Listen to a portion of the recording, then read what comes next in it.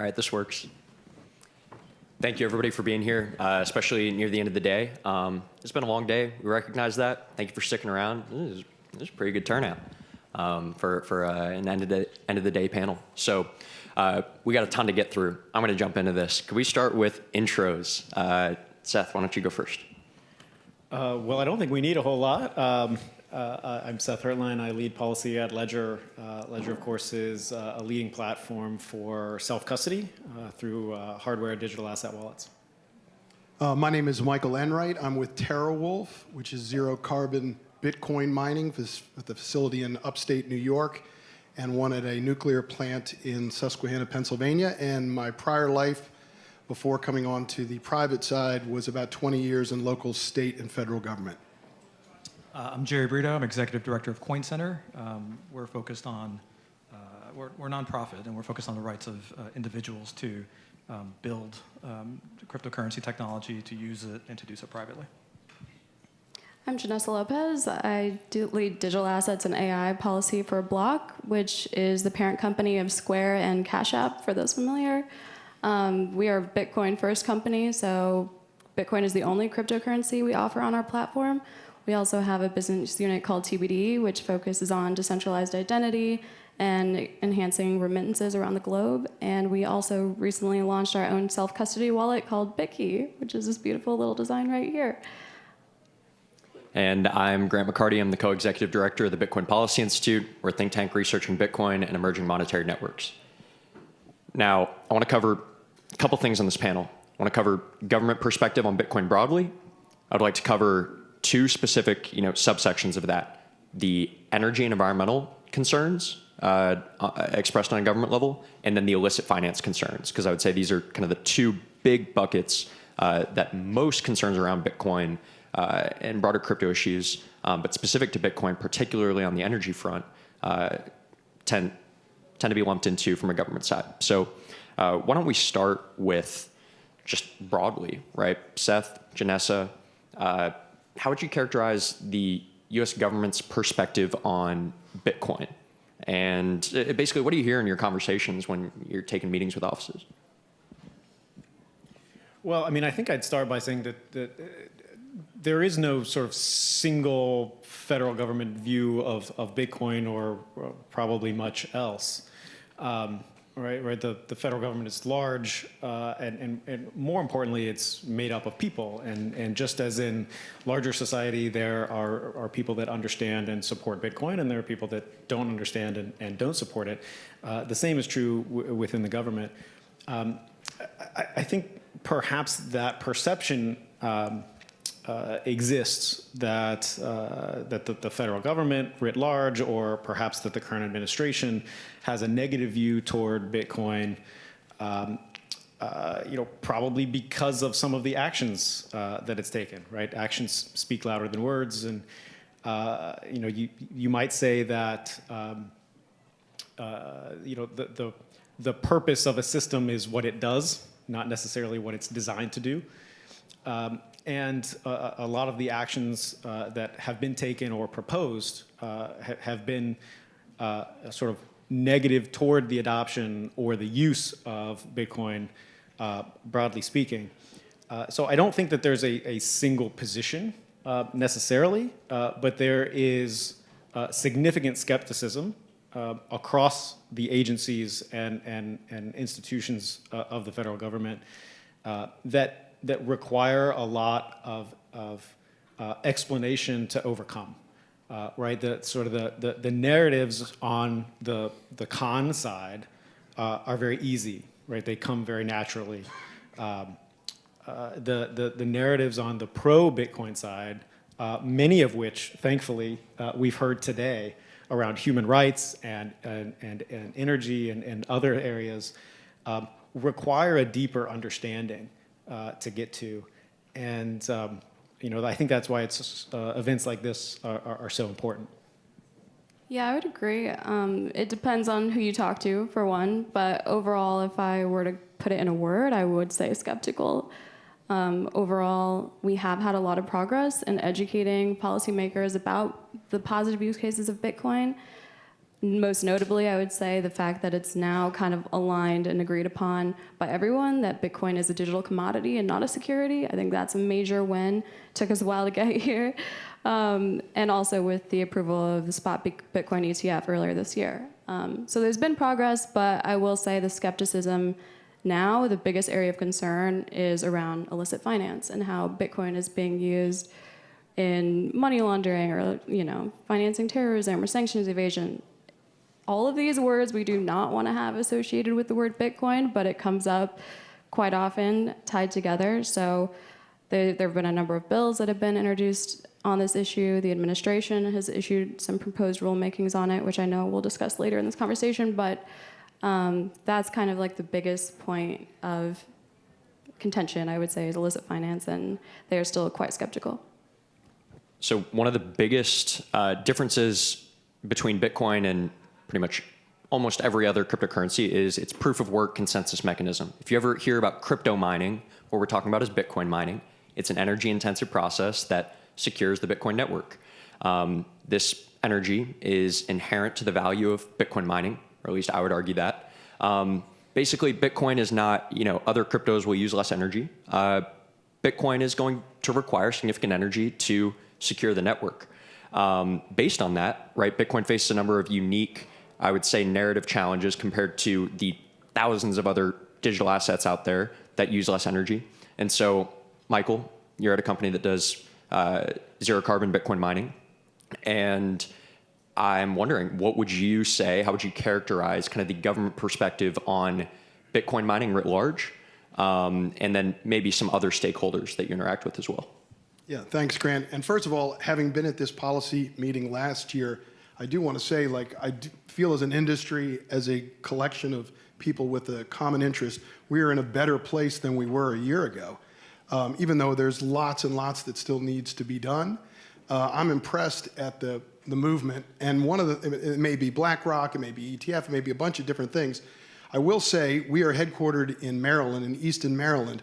And if you had told me a year ago that the two Democratic candidates for Senate in the blue state of Maryland were pro-crypto and open on the crypto policy front, I would have said you got the wrong year. It's 2, 4, 6 years in the future. So to me, that is one of those kind of canary in the coal mine indications that we are making progress and that people are open to the conversation and to the complexities of this industry, which cannot be summarized very quickly. So in terms of mining and the government, I would probably, sum it up like this. It used to be 4 or 5 years ago, the general feeling from people that weren't in our world is, when is this going away? Then it shifted to, why hasn't this gone away yet?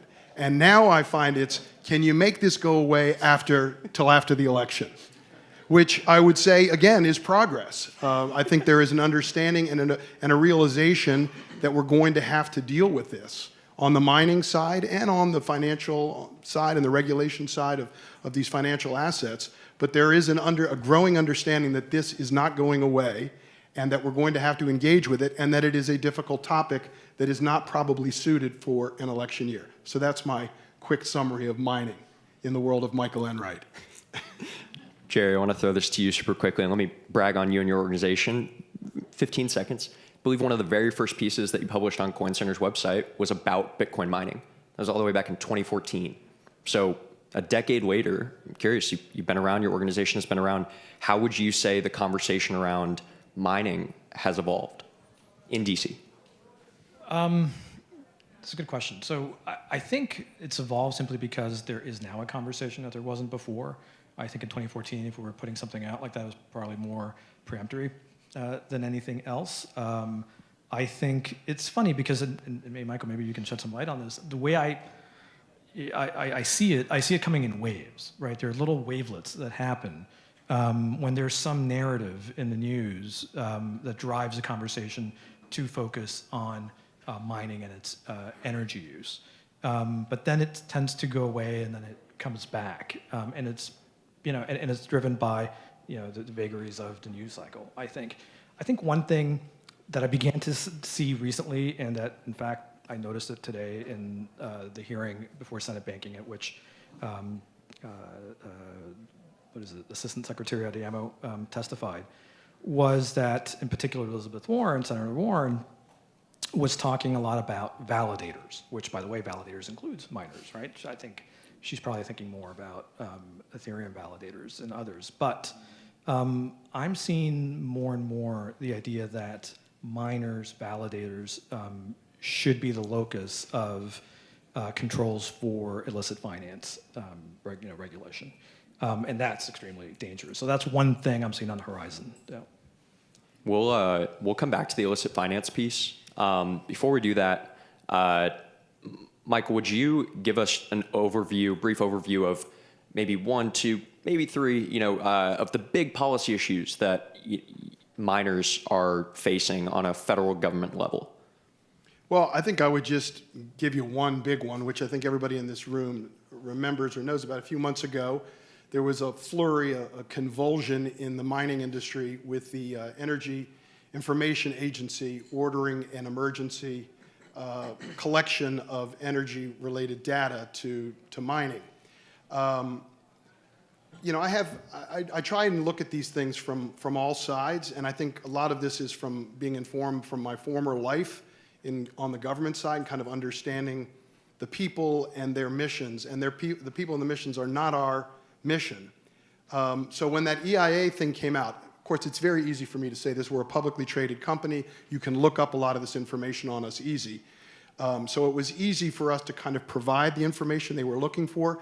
Yet for the industry writ large, for a lot of people, it was a difficult thing, mainly because the way in which it was promulgated was wrong. The emergency regulation, which was eventually shut down, and they had to go back to the drawing board. But when you look at what that agency is about, it's a very obscure division of the Department of Energy whose mandate is to collect, disseminate, and analyze energy information. They have, by law, they are independent. They don't have to review this information with any other body. They don't need any approval, and they've been doing it for years and years and years. So on the one hand, if we're going to have a conversation and we're going to try and educate people, I would argue that this is not a bad place for us to start, because all they're doing, and I had a chance to talk with a bunch of other miners, with one of their key people for an hour or so before any of this kind of was put on paper, and they do this for every industry, every manufacturing, every kind of industry you can imagine in the United States, and have been doing it for a long time, and they'd never seen kind of the pace and the speed of our industry and how quickly it had come onto the market. And they also had outside people saying, we need to understand what this is. So I can understand, and I think it is a reasonable public policy initiative for them to say, let's collect this information, and then let other people figure out whether this is good, bad, is this a use that we appreciate or not. But that's not our job. Our job is just to collect this generation information and provide it to policymakers, to the public, to the industry, so they can, and we do this, we've been doing this for years and years. In fact, government, this is one of the basics of government for a long, long time, is collecting information to inform policymaking. So I guess, Grant, I say, to me, I think that is coming back at the industry, even though the emergency regulations were shelved. I think at some point they're going to come back. I think we are, as an industry, are going to have an opportunity to really educate, as so many people at this stage have said today. We have to educate, we have to educate. Well, if we all have accurate and timely intelligence that we agree on, that has been collected, that's a better place to start a conversation than Elizabeth Warren said this today, industry said that, who knows? So I hope that, I don't know if they're going to do that. I have no idea, I have no insight on the timing of it, but I think that is going to be a good opportunity for the industry if we can come to an agreement on what is appropriate information to provide, and if we can also make sure that things like AI, which have exploded, and data centers have exploded, are part of that conversation as well. I think we'll be in a better place next year to have this conversation. So you think the government collecting data around Bitcoin mining energy usage could actually be an opportunity rather than an issue or risk?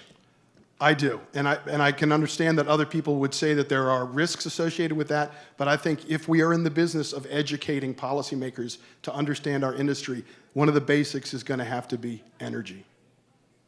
Is there any pushback? Are you sure you're not in PR for the EIA, Michael? I think you might have a job opportunity coming your way shortly. I might. You do a great job of making that sound altogether reasonable, and perhaps it is. But maybe I'll sort of offer the other perspective on that. I think you have to think about it in terms of the broader context. And right around the same time as this was happening, the Biden administration was also putting out its budget for the upcoming year, which called for a 30% excise tax on mining, which would largely kill the industry. And maybe those two things were unrelated. Maybe they weren't. Maybe one would be useful toward the other. Who knows? But I think collecting in one place, what some in the industry obviously felt was very sensitive information about what they were doing and where and how much and all that, could be very useful for sort of less than wholesome activities, and it enables a bit of a slippery slope, because ultimately, as we've heard several times already today, all energy usage is subjective, and what I mean by that is it comes down to a relative values judgment. All right, so there's always been lots of talk about, Bitcoin mining is wasteful. Well, it's only wasteful if you don't think the product of that energy use is of value, I think we've heard from a lot of people today that that have escaped or helped other people survive within repressive regimes that would say that the product of Bitcoin mining is of vital importance, and so when I think what collectively as a free society we don't want to see happen is the government start to make these value judgments for us about what energy usage is acceptable or valuable or wasteful or not, right? Ultimately, it comes down to sort of personal value judgments and what you think is worthwhile. And the same is true in that respect for, literally any imaginable energy use, be it Christmas lights or hair dryers or Bitcoin mining. Now, I don't disagree about the subjective nature of what it's used for, but I'm saying the foundation of it, of how much are we using, is the government collects that on every other industry in the country. And I think that's a sign of the progress of our industry, that they're now saying we need to understand yours because you're part of the energy profile of our country. I agree that the information will be taken by those that don't like this industry and tried to use against us. But if we can't counter that with the reality of our importance to the grid, of the sources of these energies, the renewable side of all of this stuff, then we can't exist in a public policy argument. And I think this industry can. Now, I want to switch gears here to illicit finance, unless you guys want to keep going. We joked before this, we joked that we would do a pay-per-view boxing match on stage, if we really got into some disagreements. Sorry y'all missed that. Maybe next year? We just want to cut. Yeah. We just want to cut. Amazing. No, it's great. Super quick sidebar. It's nice to have disagreements on panels. It's not all, not everything is happy-go-lucky, right? Like, this is really good. Thank you. Switching gears to illicit finance, right? One of the common threads that I see between the energy issues and illicit finance issues, a lot of it really comes down to information. And I would say the government looking at this technology, they go, all right, what the heck is this thing, right? It's 15 years old. It's $1 trillion asset, right? The price went up and then we thought it died and then I guess it's here again, right? And that's happened, for however many times at this point. And they're trying to figure out who's using this technology, how are they using it, right? And that is true from an energy perspective, right? How are we using all this massive amount of energy from data centers, right? Why is it going toward Bitcoin mining? And I think it's also true from an illicit finance perspective, right? Who is using this technology? Are they using it in ways that we, and when I say we, the government, like, or ways that we don't like and violate our laws. And so, Jerry, I want to throw this to you. Could you kind of give us an overview of how you view the essentially illicit finance landscape when it comes to Bitcoin? Like, what are some of the big issues that the government is focused on when it comes to Bitcoin transactions, both in the US and I would say globally? So I think there's a lot of attention, being focused now on illicit finance, and there have been several bills introduced. Today there was a draft bill that was introduced by Republicans in the Senate. You've had proposals that have come out of FinCEN, et cetera. And I think the important thing to do is to take a step back and ask ourselves, what is the problem that needs fixing, right? And I think what you will find is that there's not much of one. And I know a lot of folks are shocked to hear that, but I don't think there is. In 2014, FinCEN put out its guidance on convertible virtual currencies. And it basically said, well, look, here's the Bank Secrecy Act, and here's how it applies to Bitcoin and other cryptocurrencies. And essentially, it said, if you are a money transmitter, that is, you're in the business of accepting and transmitting funds on behalf of somebody else, you're a financial institution, and you're going to have all of the same requirements of registering with FinCEN, having an anti-money laundering program, filing suspicious activity reports, et cetera, getting audited by the IRS and on behalf of FinCEN, et cetera. And that was reiterated in 2019, where they said, again, if you take custody of consumer funds, if you are in a position of accepting and transmitting, you're an FI. And so notice who that excludes, right? Minors, people who use hardware wallets for themselves, people who use software wallets, developers of these tools, decentralized applications of different kinds like exchanges, et cetera, all excluded. And that is a very good policy, right? We've had a pretty excellent anti-money laundering, illicit finance policy with respect to crypto over the past 10 plus years. And I think it's only recently that all of a sudden we are hearing that this is not good enough, that there are gaps. And when you really dig deep, or just not even dig deep, when you just scratch the surface and you ask, well, what is the gap? What is missing? There's not any really good answer. What you get is a lot of hyperbole. You have folks like Senator Warren, who I think have been pretty opportunistic about using, for example, the October 7th attacks to say, well, crypto was used, therefore we need to have these draconian expansion of the Bank Secrecy Act to apply to the miners, the software developers, et cetera, that nobody in law enforcement has ever asked for. FinCEN hasn't asked for. There's no evidence ever presented that, but for this information, we could have prevented something, or it would have, FinCEN and the folks at Treasury who work on these issues are drowning in data. Okay, they don't need more data, and the data that they do get from crypto, they love it because it's transparent, and they don't have to go get warrants. They can just use chain analytic software to do their investigations. So I think what the result might be is that, and I don't want to try to guess what's in people's minds, but I think what you could end up seeing is that this is not really about collecting more information or filling any gaps.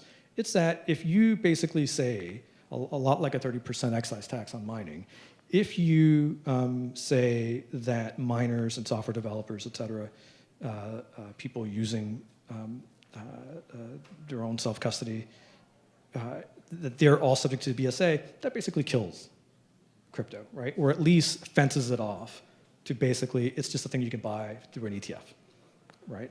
And so I worry about that. And I worry also about, and this is kind of related to illicit finance, is sanctions, right? So Coin Center is litigating the Tornado Cash case. I think something that folks in Bitcoin need to understand is that this really should matter to them, because what Treasury did here was say, we're putting this protocol, Tornado Cash protocol, on the sanctions list, so nobody can use it. Now, the statute that gives them the authority to sanction says that you can put basically people, persons, or the property of persons on the sanctions list. They're not doing either of that here. They're putting a protocol, Tornado Cash. It's a robot. What does Tornado Cash do for the audience? Basically what it allows you to do is to have privacy on the Ethereum network, right? So if you have funds that you want to send privately, you can send them to Tornado Cash first, and then from there you can get them back, and it'll break the link between you and your previous transactions. Well, if the government is successful in this case, or if, as Treasury has asked Congress, they pass a law saying that they can do this, well, now Treasury could add any protocol to the sanctions list. They could add the Bitcoin protocol to the sanctions list, and it would be banned, essentially. So two big issues that are coming up here. One is private transactions, right? Private usage of something like Bitcoin for transactions. And two is self-custody of Bitcoin, right? Being able to be your own bank, right? Hold your own Bitcoin keys, right? Your own Bitcoin wallet, rather than, relying on a third party like an exchange to hold your Bitcoin for you, right? And so, Seth, Michael, Janessa, I'm curious, if you have any thoughts, one, on what Jerry said, and two, some of the specific issues. We have Digital Asset Anti-Money Laundering Act, right? Seems to directly relate to self-custody. This broader concept of private transactions, using Bitcoin. Obviously, Tornado Cash is based on Ethereum, right? But privacy and self-custody seem to be two big topics that are under scrutiny when it comes to illicit finance. Well, I would just chime in. Also, kind of responding to what you were saying, Jerry, is the question you were asking is like, where are the gaps? Like, what problem are policymakers trying to solve? For them, I see it as they're really just trying to get visibility into an area of crypto where they cannot see where transactions are going. And we, as people who work in the industry, know that putting BSA requirements on miners, validators, wallet providers is not possible. I think it's not the point. For them, it's more like sending the message that we want to see where money is going, even if the threat isn't as great as as Warren's trying to portray it as. It's more like the lack of visibility that they're trying to combat. And with the Tillis bill that was just introduced for discussion draft, I think yesterday, I feel like his approach is more, okay, that BSA requirement should fall on the consumer-facing, centralized platforms that are actually custodians and like the on and off ramps. And that makes more sense to me and to us at Block, where we're like, yeah, Cash App is a platform that should be regulated, and we do KYC, but BitKey should not. As a self-custody wallet, it's completely different. It's not a custodian. We don't collect customer information in the same way. So that distinction is important. And the last thing I'll say is the administration, I feel, is thinking of it a little bit differently than Congress, where they're combating illicit activity from the perspective of mixers mostly, with the Sorry, I don't know if you want to chime in there. I want to respond, but go ahead. Yeah. Oh, okay. With the mixer rule that came out last October, FinCEN basically utilized Section 311 of the Patriot Act to determine that mixing activity transactions are primary money laundering concern and should be reported to FinCEN. That kind of sounds good initially. You're like, yeah, we don't want money laundering. We should report that. They're bad guys. But then, like, when you look at the definition, mixing activity was defined so broadly that essentially every transaction that would happen on Cash App, for example, would have had to be reported to FinCEN because it would be considered money laundering risk. And so we wrote a letter. We responded through CCI, or Trade Association, and a main takeaway that I wrote and I would leave for this group is that there is a difference between privacy enhancement and illicit activity. And that's something that I really try to hone in on for us to educate regulators and policymakers about. Because just because something's enhancing privacy does not make it inherently illicit or a risk of money laundering. And there's distinction. And we've heard so much today from other panelists. They're incredible, talking about how Bitcoin can be used to enhance privacy and protect their financial data in countries like Russia and Nicaragua. And I think that's a message that they need to hear. because that would be a complete game changer in how they regulate the space. Yeah, I mean, I completely agree with you that there is a distinction between when you have a firm that is custodying funds for consumers and they have to comply with KYC and all the rest. And the Tillis bill is interesting because I guess it rationalizes that and makes it explicit. But to be honest, that is the law already. Exactly. It's the law today, and it is filling no gap because there is no gap. And mixers, you're right. The administration is concerned about mixers, but if a mixer is custodial in nature, well, they should be complying with. I mean, look, Coinbase is a mixer, right? Square is a mixer and so what do? They register with FinCEN and they comply. To the extent you have an exchange or a mixer that doesn't do that, well, we see legal actions against those. And to the extent that a mixer is a smart contract, there's nobody there to register. So I don't see the gap. We got a few more minutes here. Seth, Michael, could you both talk about the importance of definitions here? It's been mentioned a couple times, right? Defining what is a financial institution, defining what is, one of these bills attempts to define what is a money service business, right? And it was mentioned self-hosted wallets can't comply with the Bank Secrecy Act. Miners could not comply with the Bank Secrecy Act. Could you both just explain, starting with you, Seth, like why that is the case? I think a lot of people hear that and they go, that's a cop-out. Of course you can. You can figure out a way. So why? Why can't you? I mean, I think, of course, the definitions are vitally important. I think, working in policy, so the thing that we sort of argue and fight about the most are the definitions. And I think that's where a lot of the inadvertent harm comes from a lot of the time, in the breadth of definitions. We just heard from Janessa how broad the definition of mixer was, and ended up sort of capturing any business in the Bitcoin or crypto space suddenly became a mixer. Very similarly with the IRS broker rule proposal, pretty much any business in the digital asset space became a broker because the definition was written so broadly. And that one is actually a cascade of extraordinarily broad definitions that ends up sort of capturing the whole marketplace and sweeps in things that can't possibly comply. So I'll go back to one more example, which is the DAMLA, or the Digital Asset Anti-Money Laundering Act. It's the Elizabeth Warren bill that we keep sort of coming back to. One of the problems there is also definitional in that it would define as a financial institution hardware, like actual servers, like computer equipment, would be defined as a financial institution and therefore a money services business, right?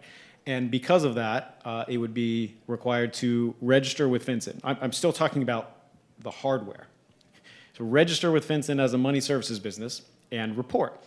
Now, of course, it can't do that, right? That's absurd, right? A server on a rack somewhere is not a business, cannot register, and cannot report.